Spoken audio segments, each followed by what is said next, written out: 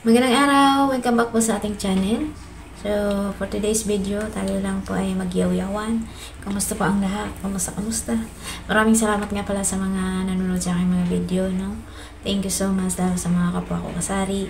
Thank you po. So, naway napanood niyo po yung biko ko. So, ayan. Gusto ko lang po magyaw-yawan for today's video. And maraming salamat po sa inyo, sa mga bago pala sa aking channel. Kung di pa kayo nakasubscribe, please subscribe na rin. And pakiusap ko lang po, don't skip the ads. No, thank you po sa inyong lahat. Kumusta? So ngayon, meron na po akong mga konting chika-chika sa inyo. So regarding po sa ating pagtitinda. So ito mga araw, huling araw ay hindi na po gano'n po akong nakapag-vlog, tungkol sa ating pagtitindahan. Maraming salamat kay Sis Praisy Pardelio na lagi po talaga siyang nag-encourage na tuloy lang yung pagtitinda. Minsan po talaga hindi po natin hawak, hindi po natin control. Pero ngayon, mag-stop nang muna po tayo. No? Hindi ko po alam kung babalik, bahala na ang Lord. Siya po nakakaalam sa mga magandang plano para sa atin. Pero sa ngayon, nagpahinga muna tayo. May mga stock pa po akong mga iilan. Parang nangyari, sabay kami ni Miss Ibon na siya naman din pala. Hindi ko po alam yung kwento sa kanya kasi hindi ko po siya nasubaybayan itong mga huling araw kasi hindi na po siya ganun din nagbablog regarding sa kanyang tindahan. Pero ang sayang po yung tindahan niya kasi nga malakas pala bumenta yun. Ayun, malakas pala bumenta. Doon nga daw sila yumaman, ganito.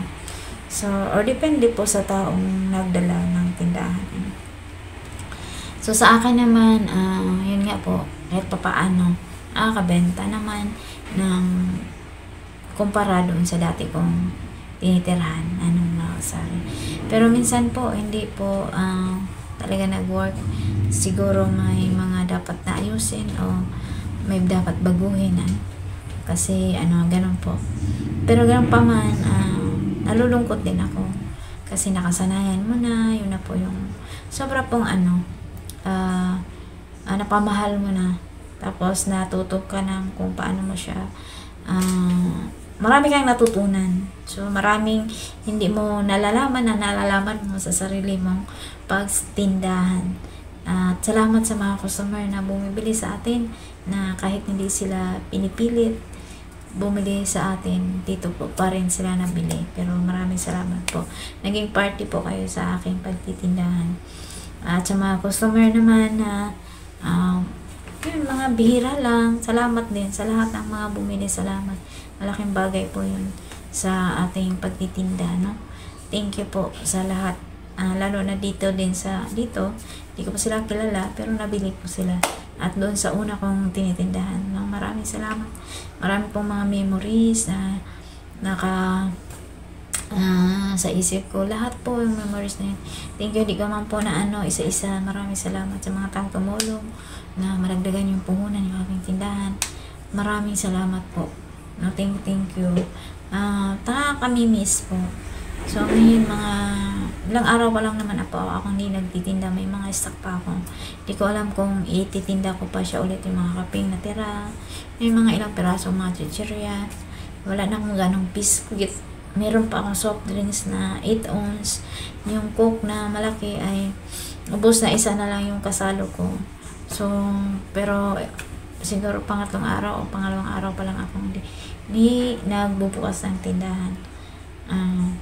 Pinag-isip-isip ko po kung paano. Pero yun po, napansin ko po kay Miss Ibon, ganun din pala siya. Hanggang August 8 lang, yung napanood kong video na hanggang August 8 lang daw siya. Siguro may mga plano pa sila, kung ano bang plano pa ng Lord sa kanila. Hindi ko po alam kung ano mga plano ni Miss Ibon. Sa kanya kasi binenta niya yung kanyang, parang binenta niya yung mga paninda at saka yung pwesto, yung parang gano'n. So sayang po. So siguro saan man siya magpunta, baka may big opportunity siya na ina-offer sa kanya, kaya yung mas ginagrab niya. So sa atin naman, wala pa po akong mga plano na anong gagawin. So nawa subaybayan niyo pa rin po ako kahit hindi po mga about sari-sari store yung ating